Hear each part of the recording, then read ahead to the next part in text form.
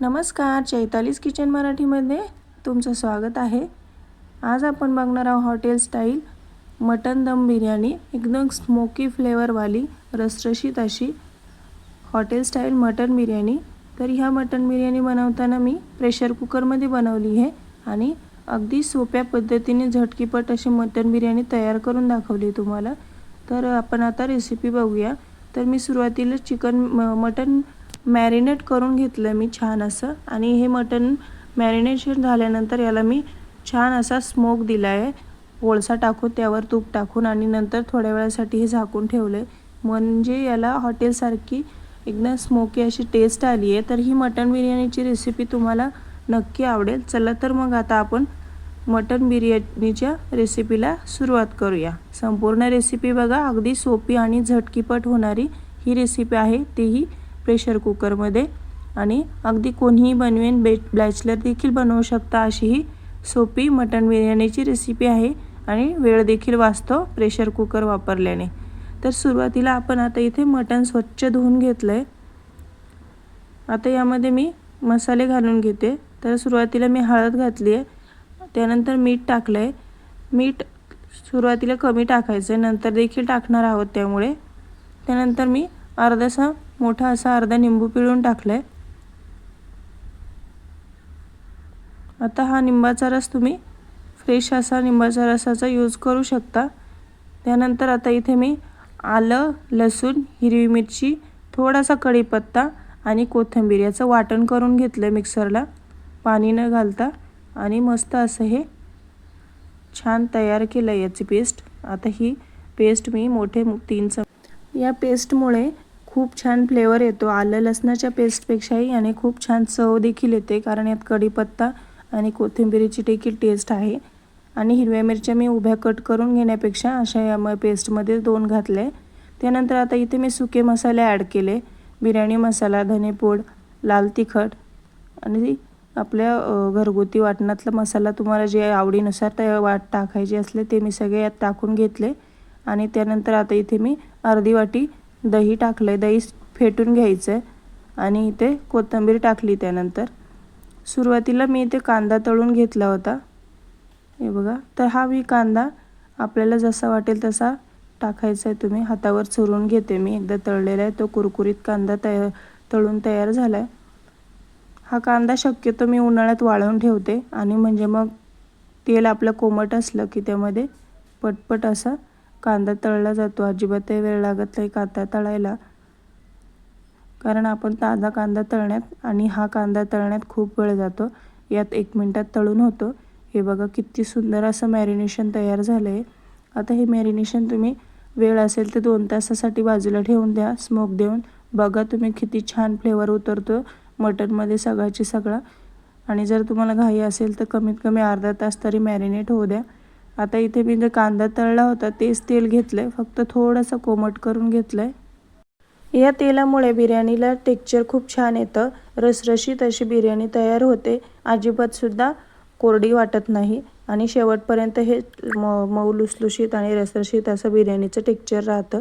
बघा किती छान मॅरिनेशन दिसतंय। शक्यतो सगळे मसाले हाताने मॅरिनेट करून घ्या, म्हणजे मॅरिनेशन खूप चांगलं होतं। आता हे मी झाकून ठेवलंय, तोपर्यंत मी कोळसा गरम करून घेते, म्हणजे कोळसा जाळून घेते। आता कोळसा चांगला लाल झाला आहे, तो आता वाटीमध्ये ठेवला आहे। मॅरिनेशन केलेल्या कढईत छोटीशी वाटी ठेवली मी नेहमीची स्मोक द्यायची। तर इथे बघा कोळशावर मी तूप टाकलंय आणि लगेचच झाकण ठेवून दिले। बघा तुम्हाला दाखवते खुलून। 10 मिनिटं हे याला स्मोक देऊन घ्यायचं आहे, 10 मिनिटानंतर हे काढून घ्यायचं आहे। हे बघा मी पुन्हा थोडा वेळ ठेवलं होतं, आणि खूप छान स्मोकी बिर्याणी तयारी होते। आणि बिर्याणीच काय, तुम्ही इतरही जेवढे तुम्ही चिकन मटन जेवढ्या रेसिपी करत असाल तेवढ्या नाही, जेव्हा मॅरिनेट करतो तेव्हा अशी स्मोक दिल्याने हॉटेल स्टाईल चव येते, आणि जो चिकनचा वगैरे वास असतो तो एक वेगळा निघून जातो, आणि हा स्मोकी फ्लेवर तयार होतो। त्यानंतर आता इथे मी कुकरमध्ये तेल टाकलंय, आणि खडे मसाले तुम्ही बघत असाल मी कुठेही खडे मसाल्यांचा जास्त यूज केला नाही आहे, फक्त तेजपत्ता टाकला, 2 तेजपान टाकले छोटे छोटे, आणि उभे चिरलेले असे पातळ असा उभा कांदा चिरून घ्यायचा आहे। मी 4 ते 5 कांदे चिरले होते छोटे छोटे, आणि ते असे मोठे 2 कांदे असले तरी चालेल. आणि ते आता मी परतवून घेते. हे बघा इथे मी एक एक करून आता तुम्हाला दाखवते, किती स्टेप बाय स्टेप दाखवते कशी बिर्याणी तयार होते ते. कांदा आपला लाल गुलाबी असा झाला आहे. आणि त्यानंतर इथे मी आता एक मोठा टोमॅटो बारीक चिरून टाकला आहे. तो देखील आता कांद्यासोबत परतून घेऊया. कांदा थोडासा मऊसूत झाला की मगच टोमॅटो टाकायचा आहे. कांद्यासोबत लगेचच टाकायचं नाही आहे. हे बघा या पद्धतीने आता टोमॅटो देखील परतून होत आला आहे. टोमॅटो लवकर परतावा यासाठी आता मी इथे मीठ टाकते. सुरुवातीला बघत असाल तुम्ही मॅरिनेशनमध्ये मी खूप कमी मीठ टाकलं होतं, अर्धासा चमचा. आणि बाकी उरलेलं मीठ या स्टेजला टाकलं. याने मीठ यावेळेस टाकल्यावर कांदा आणि टोमॅटो लवकर परतले जातात. टोमॅटोला मऊसूतपणा येतो आणि लवकर परतले जातात. हे बघा इथं कांदा टोमॅटो दोन्हीही छान मऊसूत झाले. त्यानंतर आता आपण इथं मॅरिनेट केलेलं मटण टाकून घेऊया. थोडं थोडं करून आता इथं मी मटण टाकून घेते सगळं. आणि आता तुम्हाला तर सांगते, इतका छान स्मेल येतो, इतका छान स्मोकी स्मेल येतोय सगळ्या घरामध्ये. कारण फक्त आपण जे स्मोकी फ्लेवर दिला होता, स्मोक दिला होता, त्यामुळे हा फ्लेवर उतरला आहे मटणमध्ये. आणि आत्ताच असं बिर्याणी तयार झाल्यासारखा सगळीकडे घरभर सुगंध पसरला आहे. आता हे सगळं कांदा आणि टोमॅटोमध्ये एकजीव करून घ्यायचा. इथं पुन्हा तुम्हाला मसाले ॲड करायचे असेल तर तुम्ही ॲड करू शकता कांदा टोमॅटो परतल्यानंतर. पण मी आधीच सगळे मसाले मॅरिनेशनमध्ये घालून घेतले, त्यामुळे आतपर्यंत सगळे मसाले मुरतात. त्यानंतर इथं पाणी मी थोडंसंच टाकले. फक्त कढईला जेवढे मसाले चिकटलेले होते ते धुण्यापुरते मी इथे कढईमध्ये पाणी टाकून घेतलं. आणि आता पुन्हा छान असं मिक्स करून घेऊया. शक्यतो मोठ्या गॅसवर इथं परतायचं आहे, म्हणजे मग फ्लेवर खूप छान येतो. आणि आता आपण याला झाकण लावण्याच्या 2 ते 3 शिट्ट्या करून घेऊया. मी 3 शिट्ट्या केल्या होत्या. तुम्ही तुमच्या कुकरनुसार तुम्हाला अंदाज असेल किती शिट्ट्यांमध्ये मटण शिजतं. 90% किंवा मग 70% असं मटण शिजवायचं, जास्त नाही शिजवायचं आहे. पुन्हा आपल्याला वाफ काढायचीच आहे. त्यानंतर आता इथे मी पाणी गरम व्हायला ठेवलं आहे.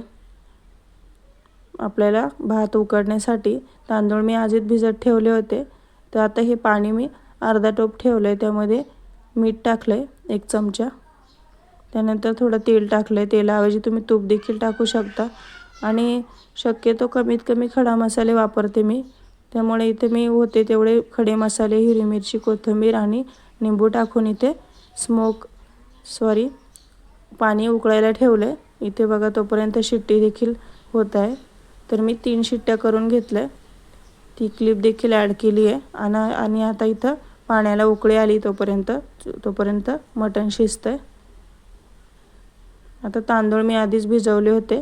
आता हे एक एक करून सगळं तांदूळ मी चमच्याने टाकून देते यामध्ये.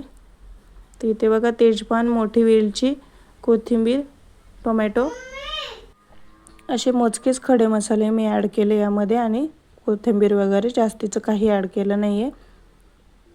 आणि तेल किंवा तूप नक्की टाका, नाही तर म्हणजे याने चिवट होत नाही भात. आणि निंबाचा रस देखील यात टाका, म्हणजे भात एकदम मोकळा होतो. तर सगळा भात यात टाकला आहे. आणि आता पुन्हा पाण्याला उकळी येऊन देऊ. आणि 70 ते 80% भात असा शिजवून घ्यायचा आहे. हे बघा पाण्याला उकळी आली आहे. तुम्हाला जवळून दाखवते. सुरुवातीला तांदूळ कसा आहे आणि नंतर मग शिजल्यावर किती टक्के शिजवून घेतला आहे ते देखील तुम्हाला इथं बघण्यावरून समजेल. तिकडे मटण शिजतंय तोपर्यंत इकडं भात उकडून घ्यायचा, म्हणजे सगळ्या प्रोसेस पटपट होऊन जातात आणि बिर्याणीला अजिबात वेळ लागत नाही. तर इकडे बघा भात उकळतोय तोपर्यंत बघू शकता. आता कुकर देखील थंड झाला आहे. आणि आता तुम्हाला खोलून दाखवते. इथे वाफ आली कॅमेऱ्यावरती. पुन्हा इथे खोलून दाखवते. बघा आपलं रसरशीत असं बिर्याणीसाठी मटण हे तयार झालं आहे. छान शिजलं आहे, आतपर्यंत शिजलं आहे आणि मस्त मऊलुसलुशीत झालं आहे. बहुतेकांचा गैरसमज असतो की मटण शिजायला खूप वेळ लागतो, त्यामुळे बिर्याणी शक्यतो टाळता. हे बघा किती सुंदर असं टेक्स्चर आलं आहे. आणि स्मेल देखील एक घरभर पसरला आहे असा स्मोकी. किती दिसतानीच किती टेम्पटिंग दिसतंय, किती मस्त दिसतंय. बघा तुम्हाला जवळून दाखवते किती छान झालंय. आतपर्यंत सगळे मसाले मुरले गेले आणि आता छान ग्रेव्ही देखील तयार झाली आहे. सगळे पीस असे मिक्स करून घेतले आणि त्यांच्या जागा चेंज करून घेतल्या. म्हणजे आता आपण त्यावरतून भात लावणार आहोत. हे बघा इथं भात आता इथे मी 70 ते 80% शिजवून घेतला. त्यापेक्षा जास्त शिजवायचा नाही, नाहीतर मग भात चिवट होतो. बिर्याणी देखील चिवट होते, मोकळी अशी होत नाही. हे बघा आज हाताने चेक करायचं आहे आणि 2 तुकडे झाले की बस झाला. त्यापेक्षा मग जास्त दाबला गेला नाही पाहिजे तांदूळ. आणि आता इथे मी खाली टोप ठेवलं आहे आणि त्यावर चाळण ठेवली आणि सगळं पाणी निथळून जातं आहे. आपण भातातलं अजिबातही पाणी राहत नाही. शक्यतो ह्या चाळणीचा यूज करायचा, नाहीतर मग आपण भातामध्ये जास्त पाणी राहण्याची शक्यता असते.